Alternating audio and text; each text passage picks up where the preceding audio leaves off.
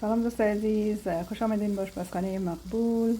Hi guys, welcome to Maqbul's kitchen. Today I will show you guys how to get rid of the chicken fat. So دوست عزیز، امروز بر شما نشان میکنم که چگونه از چربی مرغ از بین ببرین و یک مرغ صحی نوش جان کنین. And okay, I'm having a few of pieces of chicken here. You see guys, leave the fire on low, medium temperature, and let it until all the fat come out from the chicken. دوست عزیز، مرغتان می رقم در کراهی بچینین و بانین برای آتش میدیم، آتش کم، آتش بسیار بلند نباشه، آتش کم بگذارین تا وقتی که چربیای مرغ خود از مرغ جدا میکنه و در کراهی میمونه. و بعد از اون نشان میدم که چگونه ما چربیش مرغ از بین میبریم. That we're gonna have a healthy chicken without worries.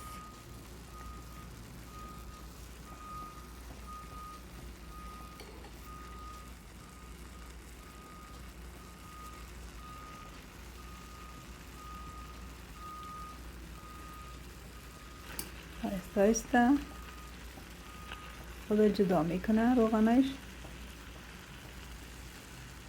نمک هیچ چیز اضافه نمی کنیم.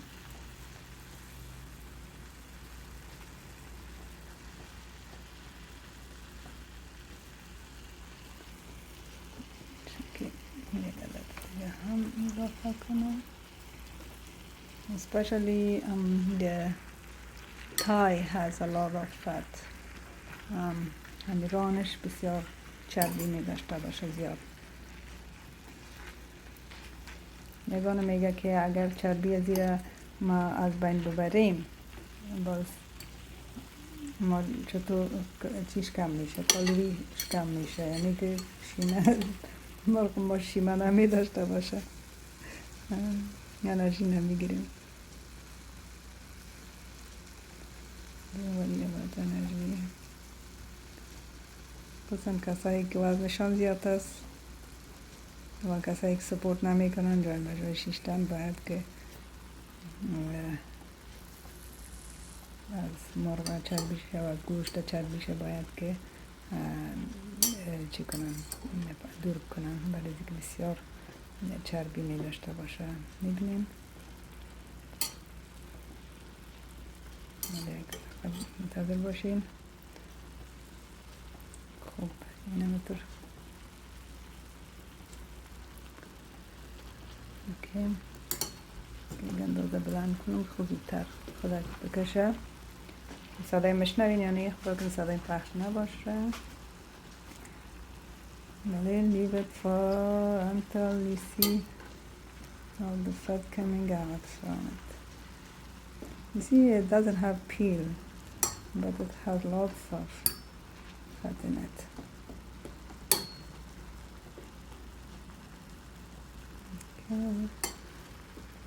Okay, now I'm turning the chicken the other side, both sides.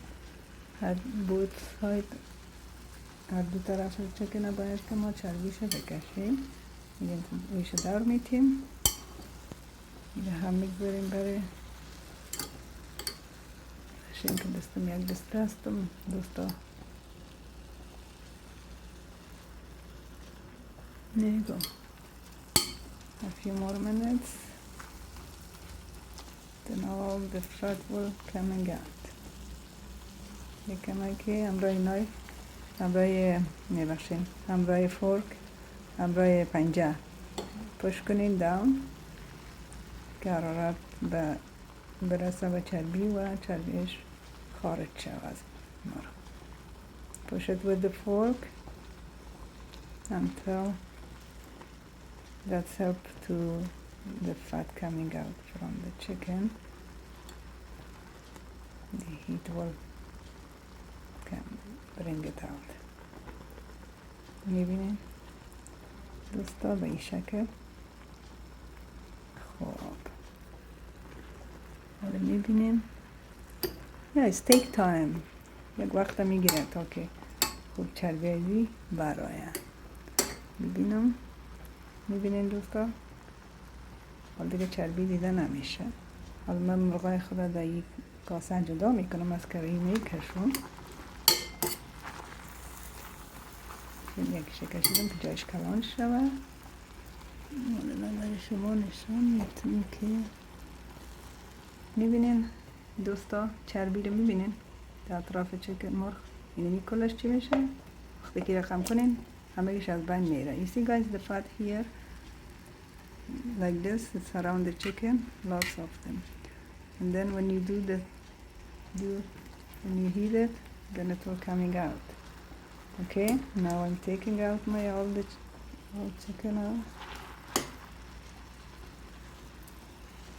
Okay.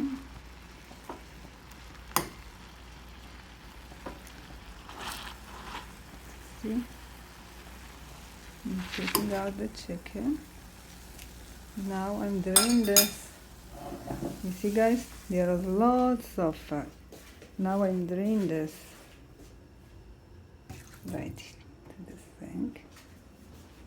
See guys, there was a lot of fat. Now I'm adding my chicken and I'm cooking it without worry to have good. Yeah. آبش خالی کردیم دوستای عزیز، چربیش خالی کردیم در داخل سنگ. حالا مرغای خود اینجا میمانیم، پای و رانش و بهش چی مندازیم؟ بعد روش نمک مندازیم، بعد اندازه روغن زیتون یا روغن وجتبال میتونیم اضافه کنیم. بعد از این چکن آماده میشه. این بود طرز تهیه که چگونه ما چکن خود چربیش از بین ببریم.